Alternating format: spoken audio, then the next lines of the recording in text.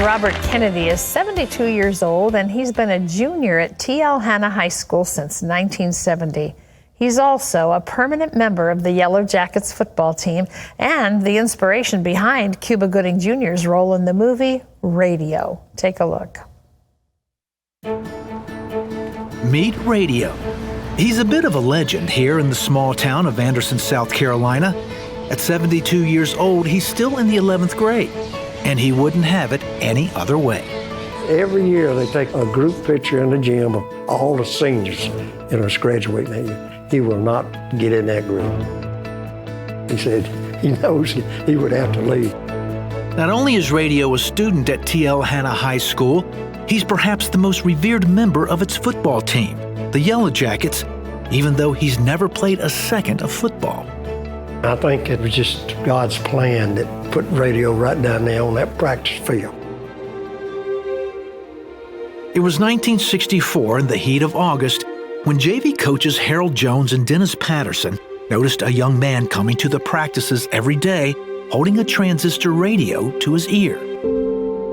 He started mimicking us coaches and the players. And so we was trying to get him to come closer to us. We wanted him to get involved. So we said, well, let's get offer him a Coke, maybe, and a hamburger. And maybe we can get him. And that was the trick.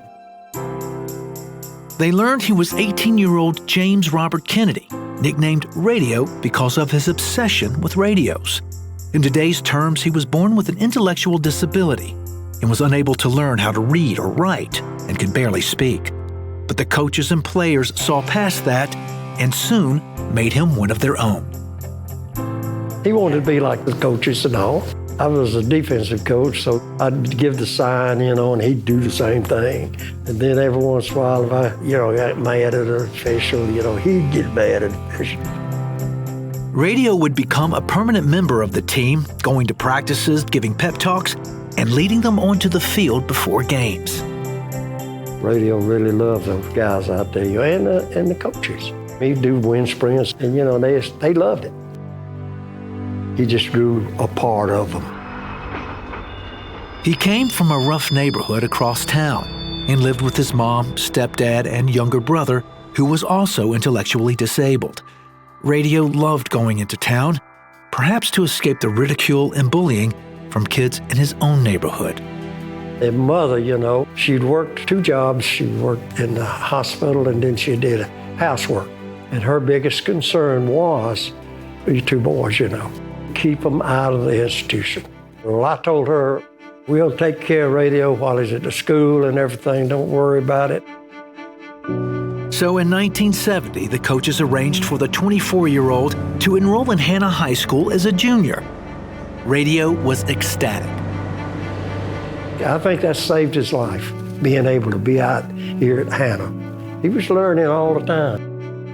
But the community at Hanna High School would soon realize that what they got from Radio was more than what they were doing for him. He loves to give hugs. I mean, if you're having a bad day, he can really raise you back up, He's just part of our family. Like you say, I think the good Lord caused on that. This wasn't the first time Coach Jones reached out to someone who needed friendship.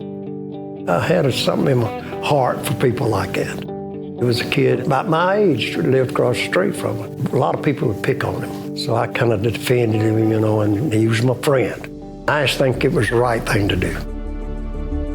In 1996, Sports Illustrated writer Gary Smith penned an article about the friendship between Coach Jones and Radio. From there, Hollywood director Michael Tolan brought their story to the silver screen in the movie Radio. When I'm answering an email, I always put down, if it's a student, I say, well, please find a student that has special need in your school and become their friend. Individuals got a special need, they're just like you and I. They should be treated with respect and everything like we want to be respected. When Coach Jones retired in 1999, his biggest concern was whether his successor, Terry Honeycutt, and others would take care of his dear friend. He didn't have to worry long. They stepped up to the plate. Each one, they love him. They want to be part of him. I mean, radio's a radio. He's a man. One nation, under God. Today, that friendship continues.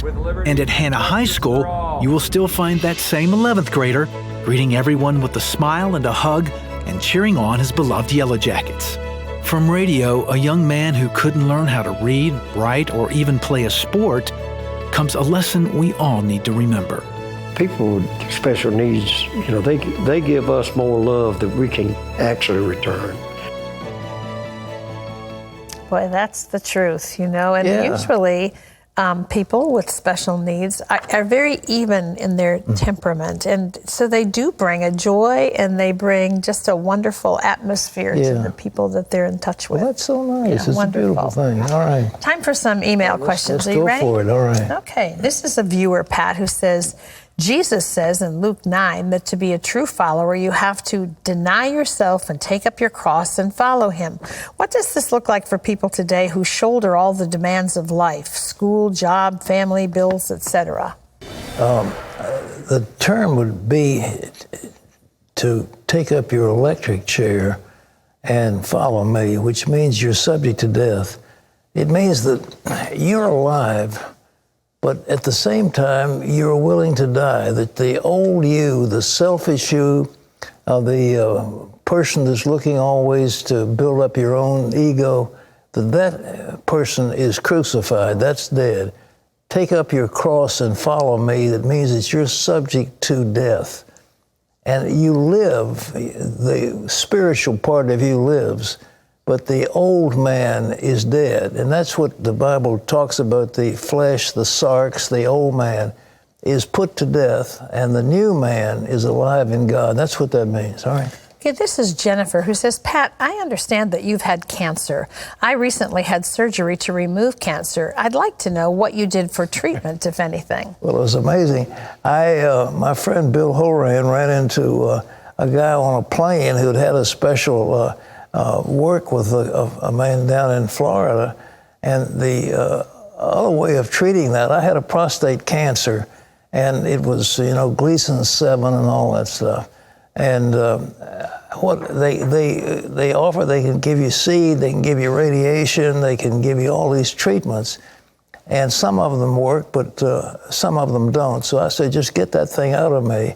And I ran into a doctor, he's an Israeli, who had pioneered a treatment that involved arthroscopic invasion of your body, and he cuts that thing out, takes it out through your navel, and that's what happens. And they sew it all up arthroscopically. Wow. And I think, as I recall, I was riding a horse about a week afterwards. yeah, I do recall that. But it was, instead of a terrible thing, that's what I had. And but I don't know what kind of cancer you've got, but my wife had breast cancer and she had a mastectomy. I just think if you've got one of those things, you can play with it if you want to, but you know, it's better sometimes to just get rid of it. And that's what I did, and that was years ago, and I'm still going on. And this is Michael who says, do you think that we each will retain our masculine and feminine characteristics through eternity in heaven? Well, Jesus said just the opposite. He said you're going to be like the angels. They neither marry or given in marriage. The whole idea of sex is to reproduce the race that we've got of human beings. And that's important, that we, that we have sex in marriage, that we have children. He wants godly offspring. When we get to heaven, we live forever. And he said they neither marry nor are given in marriage, but they are like the angels. So the angels apparently don't have sex. Or gender, really. Or gender. They live forever. So maybe because when we die, our spirits will live and we'll be like angels, all right?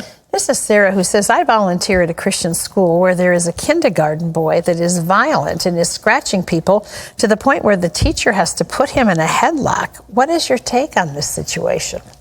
I think the chances are that he has a neurological impairment that needs to be fixed, or it may be, if you eat too much sugar, you've got too much white bread and that kind of stuff, it can cause inflammation, it can cause violent behavior. But he needs to see a neurologist. He needs to have a blood test made. He needs to know. You shouldn't just have him in school. He's so violent. He's scratching people and screaming. There's something obviously wrong neurologically. He could have a brain lesion. I mean, there are a number of things, but he needs to be diagnosed. Okay. Well, thank you, and thank you. Well, thank you very much for those questions. God bless every one of you. All right. Well, still ahead, a teenager is troubled by questions about her identity. I heard people asking me, "Is Frank your father? Is he's your real father? Are you sure?" And I'm like, "Yes, that's my real father." See how her family's secret almost destroys her.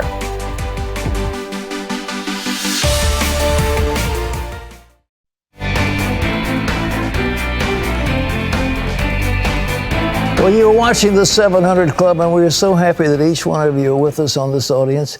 We've got some more interesting things coming up. But first of all, I want to introduce you to a lady named Catalina. After an earthquake damaged Catalina's home in Guatemala, the government said, you can't live in that anymore. It's condemned. We've got to demolish it. And that left this single mother and her son living under a shelter made of plastic. But today, Catalina and her son are living in a new house thanks to the generosity of people just like you. When a 6.9 earthquake leveled the community in Guatemala where Catalina lived with her son Bradley, they were terrified. The house shook. Everything was moving. When they looked back, the house where they were staying was badly damaged. The roof had fallen and the walls were crumbling. We had to go back inside to sleep that night. I knew it was dangerous to be there, but I had no place to go for refuge. The government finally condemned and demolished the damaged house, telling the single mother she could no longer live there. Catalina begged for help, and someone gave her a roll of plastic to build a temporary shelter. But living there made Bradley ill. He was sick all the time from the cold air and the rain that came in through the walls. I had to take him to the hospital when he finally got pneumonia.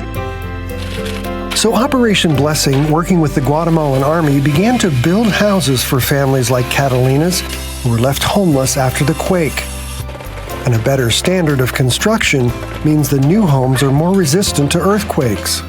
For Catalina and Bradley, that means peace of mind and hope for the future. I could not believe that this was my house.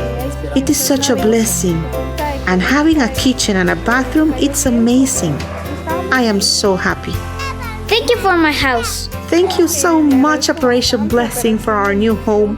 We are so grateful to you. Well, we can't help them all, but we can sure help a lot of them. And one by one, there are people all over the world who are praising God because of you, because of CBN, because of Operation Blessing, because of the fact that we care, and in your name we reach out as caring people. So, Terry, you've got something else that's important while people are calling. Well, up next, a friendship between two girls turns into something more. Things got physical. I remember the first kiss, I was like, I think this is weird. But then on the other hand, I was like, oh, I like this kind of. See how that kiss led this young woman into years of wild living when we come back. You've got everything you thought would make you happy. A promising career, plenty of friends, and a growing family.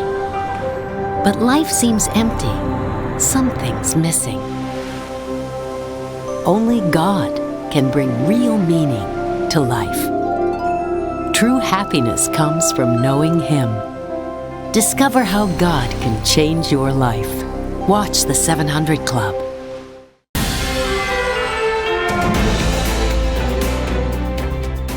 All her life, Frances Payton never felt as if she fit in, but she never really knew why.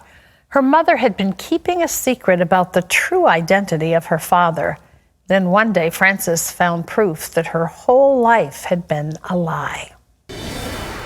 I just was like, I'm just a tomboy. I would rather play sports. I would play football with the guys or play basketball.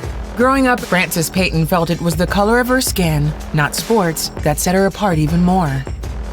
Everybody that would meet me, they would be like, what are you mixed with? And I'd be like, I'm black. And I just like, I'm a lighter version, or I will make excuses, but I knew that I was kind of the oddball in the family. Yet her mom always assured her that her husband Frank was Frances's father. I heard people asking me, is Frank your father? He's your real father? Are you sure? And I'm like, yes, that's my real father.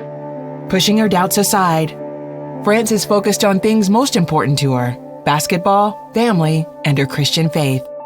My relationship with God, I think it was deeper than the religion part of it. I was really seeking after God when I was that age. Then at 17, while looking through family pictures, she found her birth certificate. The name listed as the father wasn't the man she had always called Dad. I went to my mother and I was like, who's this guy? And I remember she snatched it from me. She said, he's not important. And I was like, he's not important. He is important, because I need to know this. She would not talk to me about it. She said, one day we'll talk about it, and I could not get anything from her. Frances became depressed as she tried to grasp that her whole life had been a lie. I was very emotional. I cried a lot. At that point, I just felt betrayed by everybody. I just felt lost, and I was like, this does not make sense, Lord. I'm angry. During this time, a girl asked if the two could hang out. A friend was exactly what Frances was looking for. I was very vulnerable at that point. I think it was the comfort that I was looking for. People didn't understand me or understand what I was going through. And I kind of felt like I was alone. So I'm thinking, oh, I have a friend, cool. And from there, things got physical. I remember the first kiss, I was like, I think this is weird. But then on the other hand, I was like, oh, I like this kind of. Frances knew it was wrong, but couldn't ignore her feelings. I was literally like waging war. I was like, I love God, but then I have this comfort here. The relationship was short-lived, but Frances had found a place to belong. After high school, she joined the Air Force and eventually was stationed in Texas. For the next 5 years, she embraced her identity and place in the LGBT community. I really felt accepted for who I was. Well, God, nothing makes sense to me right now, so I'm just gonna kind of just do what I want. So I'm just going wild. I'm living it up. I'm not going to church. I don't even want to step into church because I'm like, they're gonna judge me. But deep down, she knew that something had to change. I had no peace. I'm going against everything I was raised to be, everything that God called me to be. It was tearing me up, had me really depressed because I just didn't see a way out. By 23, Frances was in a long-term relationship. One morning, they got into a violent argument. And I remember her picking up a glass cup from the dresser and she tried to hit me with it. We just started fighting, wrestling, and I had blood all on me. She managed to get away and later moved out. Finally, Frances turned to God. I looked in the mirror as tears ran down my face. I was like, Lord, if you get me out of this, like I'll change. And that was my prayer of desperation at that point. A week later, Frances received orders for Korea. A new start in a new place was the change she needed. And I remember God just beginning to work on the inside. And I started to be kind of turned off to the things that I was used to. Hey, Lord, like, you are my peace. I'll do anything to get right with you. And I love you more than anything. As Frances began rebuilding her relationship with Christ, her desire to be with women faded. But she still struggled to forgive her mother until she learned the truth. My godmother told me, she said, you know your mom was raped. And I was like, I didn't know that because she didn't tell me. She also learned it was a white man who was a stranger. So I was like, I understand. You didn't know really how to tell me. And I told her, I said, Mom, I love you regardless. And you gave me life. You chose to keep me because you could have aborted me. But I'm here. And I thank you for that. Today, Frances still serves in the military as a medic and hopes one day to have a husband. For now, though, she's content to share her story on social media and encourages others to become who God made them to be. I was rejecting that for a long time. I was playing that tug of war still. And You know, looking back at it, I'm like, Lord, you were trying to get my attention so long to let me know, like, I care, like, I love you. Boy, Frances is not alone. You know, especially young people at the stage of life she was in, life is confusing at best. For a lot of adults too, can I just say. Or if not confusing because of your age and just what you're going through growing up, I think life is filled with disappointments, certainly. And the situation that she was in, you know, when we're vulnerable, we make poor choices, don't we? And in this scenario, you know, she was looking for acceptance, somebody who would love her just the way she was, someone who would value her, who would see her purpose and her meaning in life. Thankfully, her roots that had been planted in her life had been planted at an early age, and Frances came back to that. Maybe that's not the case for you. Maybe you're out there and you're struggling and you're wondering who you are and why God made you the way that you are, and how do you find out your identity in the midst of all of that? We live in a culture that says anything goes, you know, whatever you feel like, go with that. But that's not what God says. God says he knew you before you were formed in your mother's womb. Don't be misled by our society and our culture today. You are born with a gender.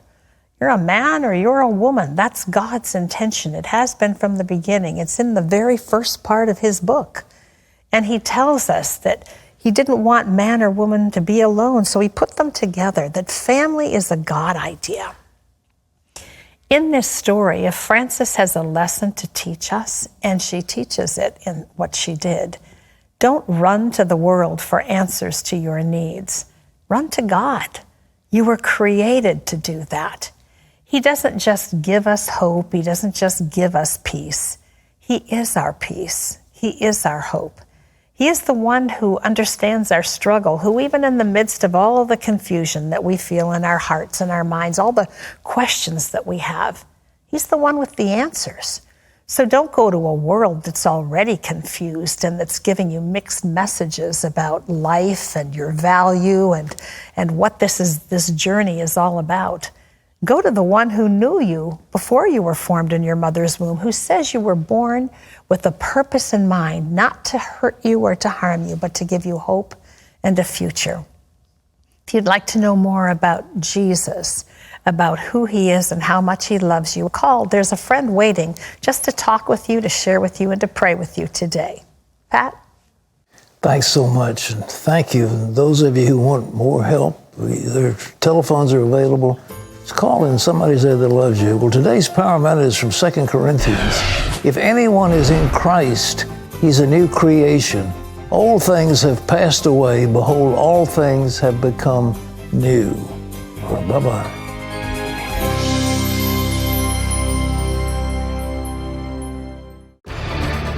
When you need to talk to someone who cares, the 700 Club has telephone prayer counselors standing by to answer your call. So call or write their offices in your country today.